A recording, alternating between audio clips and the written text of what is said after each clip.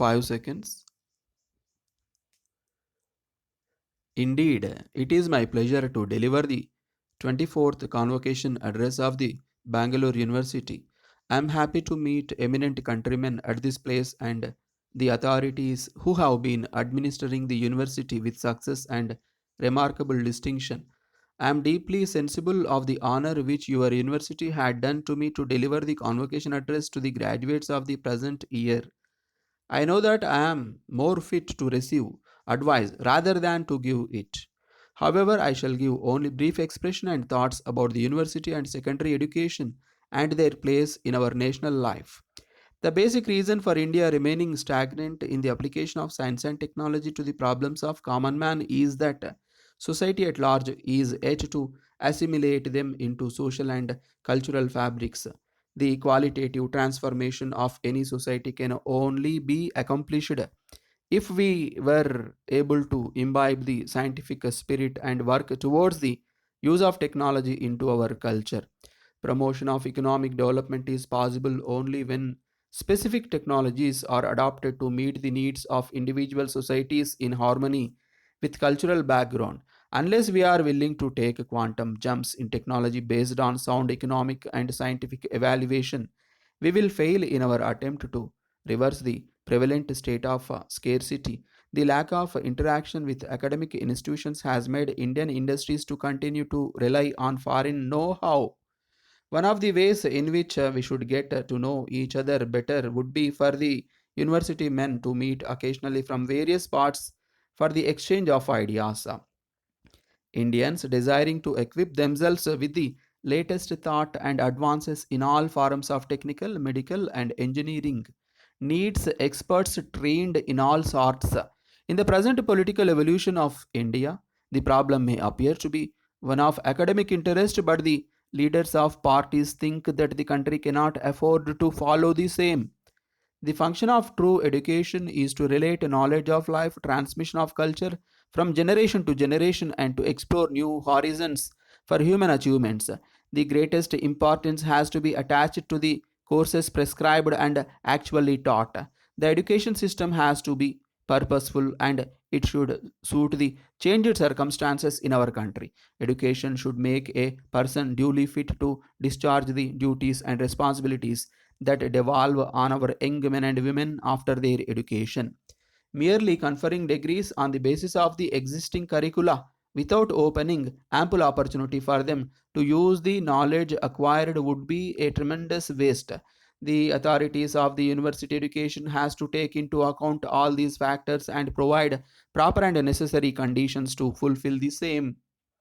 A good deal has to be done through the initiative and the individual efforts of the student himself.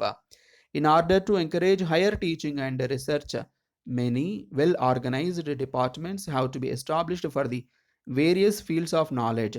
Of these, special mention might be made to Indian philosophy, chemical technology, whose cultural and technical importance cannot be overstressed. Education alone holds the key to all round progress of the society. Any social change and economic development has its roots in the system of education prevailing in the country. We have to stop not only to borrow technology from outside but also achieve its progress. Education alone can help banish superstition and outmoded beliefs obstructing our progress. After all, the education is the engine that provides modern democracy with the right momentum.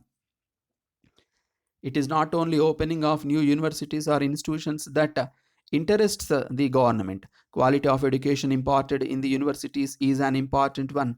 It wants first rate teachers, both men and women, to impart excellent tuition to the growing generation. The government should open more institutions to see that youth get easy educational opportunities even after secondary education. There are broad approaches of education prevalent in the country today. The main emphasis is the worthiness of the individual to develop to the best possible manner. If education helps to create a new social order, the good of each individual member will be automatically looked after. We have to choose the path which lies between these two extreme approaches in education.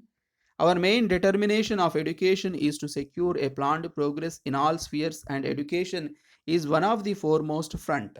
Our educational development will therefore be necessarily a planned process which implies a determination of resources available, the priorities and the broad program which the country should adopt for the next generation. Regarding the secondary education, I would like to state that in India, our primary concern is compulsory and mass education. The mass is the master of the country today. Our constitution provides for adult franchise. For this purpose, the people have to be well educated and trained. Government should continue its earnest efforts to fulfill the constitutional provision in regard to the compulsory education up to the secondary level. The present system of education has ignored many of such practical aspects of the question and is defective in many ways. In my opinion, the present system of education is more mechanical than purposeful. It makes students learn much but do little. Our British rulers have based their principles of education in this country just to prepare the spare parts of the administrative machinery, and the training they had only suited to aspire for government service. The status of university and college teachers has to be raised to a level commensurate with their academic work and their position in the society. Proper selection of men of merit as teachers and maintenance of their status at a higher level are among the basic requirements for the success of universities. I would also venture to express hope that you will find in later life that what you have learnt and acquired in the university, both in knowledge and social training, has stood for good cause. Remember, my young friends, we are in independent nation and everyone is responsible to defend the independence and dedicate our service to motherland and tread on our traditional path of way. I do not wish to encroach on your patience, and I shall therefore conclude by thanking you once again for affording me this opportunity.